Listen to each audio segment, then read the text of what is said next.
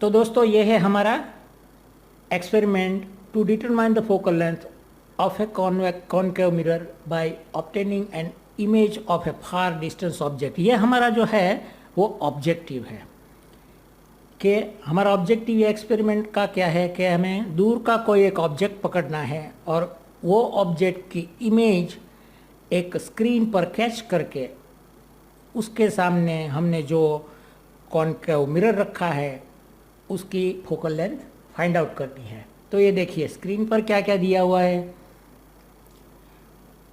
जो हमारा ऑब्जेक्टिव है उसके हिसाब से आपको जो कुछ स्क्रीन पर दिया गया है वो है, एक रूम रखा है जिसमें एक टेबल है, टेबल के ऊपर आपको एक लेंस दिया गया है। ये लेंस जो है वो कॉनकेव मिरर है, एक्चुअली लेंस नहीं है, ये मिरर है। लेंस और मिरर अलग अलग चीज़ है, आप जानते हैं। तो ये कॉनकेव मिरर यहाँ है जिसकी फोकल लेंथ हमें फाइंड आउट करनी है। उसके सामने हमने एक स्क्रीन रखा है। ये जो स्क्रीन है वो ड्रैगेबल है, आप उसको ड्रैग कर सकते हैं।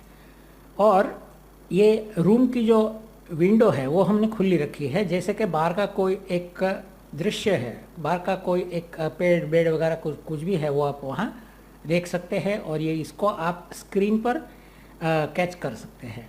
तो ये हमारा पूरा सेटअप है।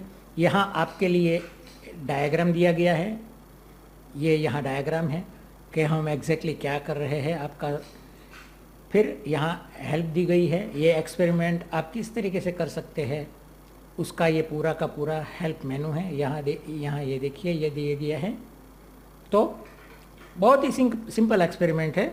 आइए देखते हैं ये एक्सपेरिमेंट के कैसे करना है। ये देखिए यहाँ हमें क्या करना है, ये जो पेड़ दिया हुआ है उसका प्रतिबिंब, उसकी इमेज इसके ऊपर, यहाँ स्क्रीन के ऊपर हमें कैच करनी है।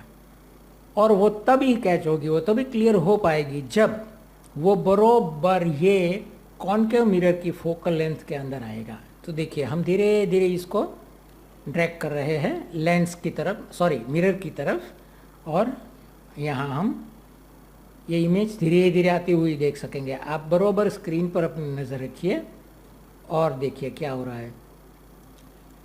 ये देखिए मैं बारी के बाहर जो पेड़ है उसकी इमेज ला रहा हूँ। देखिए ये धीरे धीरे आ रही है, यहाँ ये बरोबर आ जाएगी तब आपको रीडिंग भी मिलेगा कि कितनी ये लेंथ हो सकती है। ये देखिए अभी भी ये शार्प नहीं है, आपको उसे जितनी शार्प बनती जाए उतनी शार्प बनाना है। ये देखिए ये ओरिजिनल इमेज आ गई।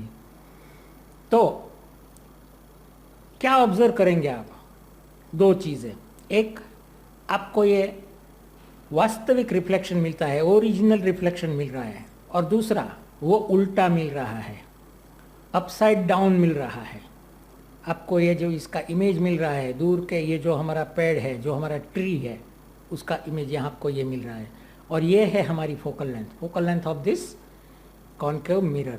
तो ये जो आपका डिस्टेंस है यहाँ के ओरिजिन से यहाँ का आपके स्क्रीन का, ये आपका फोकल लेंथ है। तो दोस्तों ये आपने देखा कि किस तरीके से आप डिटरमाइन कर सकते हैं कॉनकेव मिरर की focal length.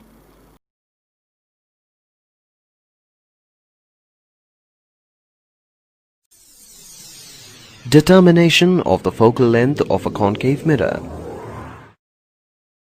Distant object method. The focal length of a concave mirror is generally determined by focusing the image of a distant object. This method is known as distant object method. Let us understand the principle of the distant object method. The rays of light coming from a distant object are always parallel to each other. These rays of light, after reflection from a concave mirror, converge at a point on the principal axis. This point is called the focus or focal point of the lens. The distance between the mirror and the focus is known as the focal length. Here you can see the ray diagram showing the principle of the distant object method. Let us now calculate the focal length of the given concave mirror. Mount the concave mirror vertically on a stand in such a way that it is facing some object which is outside the laboratory. Place a screen in front of the mirror. Adjust the position of the screen until a clear, well-defined image is obtained on it.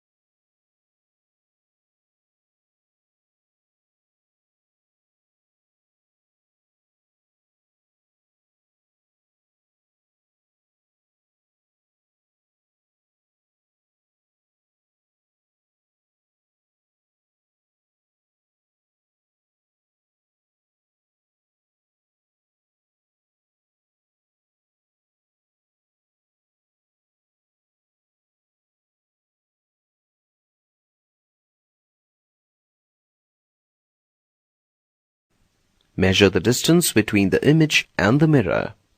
This distance gives the focal length of the mirror. Repeat the experiment and calculate the mean focal length.